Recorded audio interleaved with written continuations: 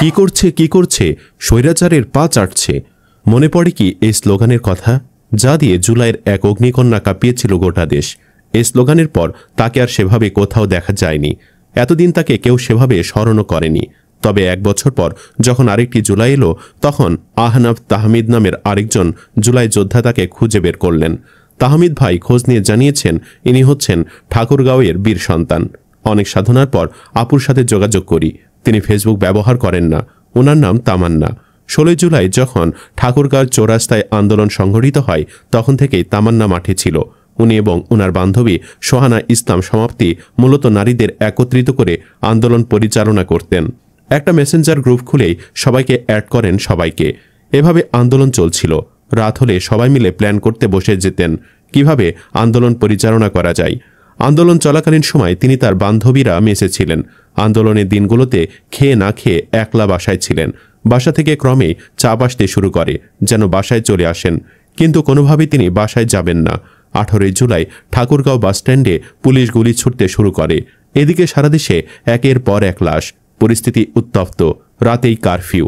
তামান্নার বাবা সে রাতে এসে জোর করে তাকে গ্রামে নিয়ে যান, কিন্তু আবু সাইদের সেই দৃশ্য তামান্নাকে ঘরে বসে থাকতে দিত না।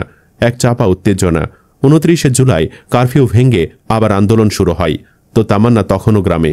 গ্রাম থেকে ঠাকুরগাঁও কম হলেও 12 কিলোমিটার। এদিকে যাতায়াতের জন্য 1 টাকাও নাই।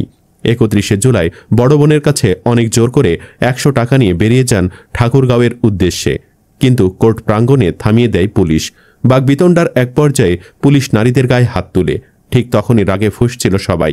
তামান্না সমাপ্তির নেতৃত্বে তখন সেখানে বসে পড়ে মেয়েরা। সামনে পুলিশের ব্যারিকেড। সাদা পোশাকে ডিবির লোকজন সার্বক্ষণিক নজরদারি করছে। তখন ছোট ভাই সাব্বির প্রভাত স্লোগান লিখে দেয়, কে এসেছে, কে এসেছে, পুলিশ এসেছে, পুলিশ এসেছে, কি করছে, স্বৈরাচারের পা চাটছে। ঠিক তখনকার ভিডিও চিত্র আমরা ফেসবুকে ভাইরাল হতে দেখি। কি সাহস নিয়ে আঙ্গুল তুলে চোখ রাঙ্গানি দিচ্ছে ক্ষমতার দিকে। স্লোগান দেবার সময় পুলিশ তুলে নিয়ে যাবার হুমকি দিতে থাকে।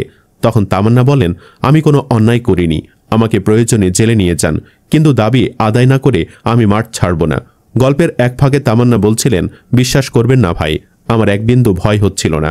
আমাকে তখন যদি গুলি করত আমার একটু আফসোস হতো না। আমার অনুপ্রেরণা ছিল আবু সাইদ ভাই। কতটুকু দেশপ্রেম আর বুকে সাহস থাকলে বন্দুকের নলের সামনে হাত প্রসারিত করা যায়। তাহমিদ ভাই বলেন, আমি চুপ হয়ে শুনছিলাম। সে তামান্না সমাপ্তিরা এখন কেমন আছেন জানলে অবাক হবেন। তারা ঘরে ফিরে গিয়েছে। কারণ কি জানেন, এখনও তাদের নিরাপত্তাটুকু নিশ্চিত করা সম্ভব হয়নি। ওনার সাথে আন্দোলনকারীদের এখনও ছাত্রলীগের লোকজন খুঁজে বেড়ায়। পুলিশের কাছে বারবার গিয়ে হতাশ হয়ে ফিরে আসে। তাহমিদ ভাই বলেন, আফসোস হয় এতদিন পরেও এই নারীদের ভূমিকাকে আমরা সামনে নিয়ে আসতে পারি নাই, আমরা যথাযথ মূল্যায়ন করতে পারি নাই। তামান্নারা জুলাইয়ের প্রাণ।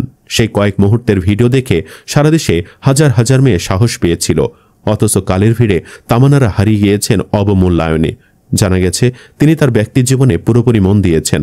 রাজনীতিতে যোগ দেওয়ার ইচ্ছা হারিয়ে গেছে। বন্ধুরা, এই নারীদের যথাযথ মূল্যায়ন করতে না পারার দায় কি ইউনূস সরকারের উপর বর্তায় না? এখনও কেন তারা ছাত্রলীগের ভয়ে ঘর থেকে বের হতে পারে না? মন্তব্যের ঘরে জানাতে ভুলবেন না যার যার ভাবনা। আর অবশ্যই ভিডিওটি লাইক ও শেয়ার করুন। ধন্যবাদ।